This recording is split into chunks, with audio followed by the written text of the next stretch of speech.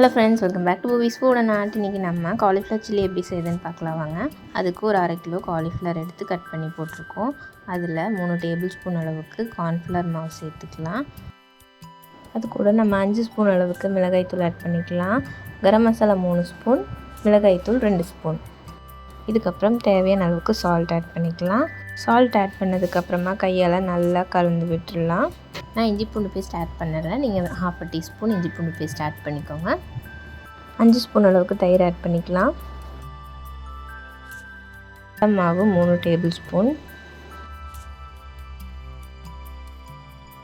2 table spoon அளவுக்கு அரிசி மாவு ஆட் பண்ணிக்கலாம். நான் இந்த காலிஃப்ளவர் சில்லியை ப்யூர் வெஜ்ஜாக செஞ்சுருக்கேன்.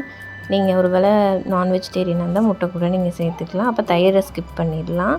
காலிஃப்ளவர் சில்லி வெஜிடேரியன்ஸ் சாப்பிடுவாங்க இல்லையா, அவங்களுக்கு எக் சேர்த்தா பிடிக்காது. அப்போ இந்த மாதிரி செஞ்சு பாருங்கள். இது ரொம்ப கிறிஸ்பியாக மொறுன்னு சூப்பராக வரும். உங்களுக்கு கடையில் வாங்குகிற அந்த ரெட் கலர் வரணும்னா நீங்கள் ஃபுட் கலர் தான் ஆட் பண்ணணும். ஆனால் இது ரொம்ப ஹெல்த்தியாக வீட்டிலேயே பண்ணுற ஸ்டைல். கண்டிப்பாக ட்ரை பண்ணி பாருங்கள்.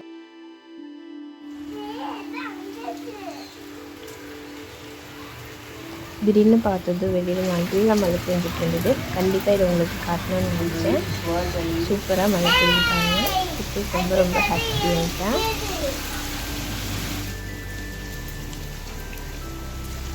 எங்கள் சேனல் உங்களுக்கு பிடிச்சிருந்ததுன்னா கண்டிப்பாக சப்ஸ்கிரைப் பண்ணுங்கள், லைக் பண்ணுங்கள், ஷேர் பண்ணுங்கள்.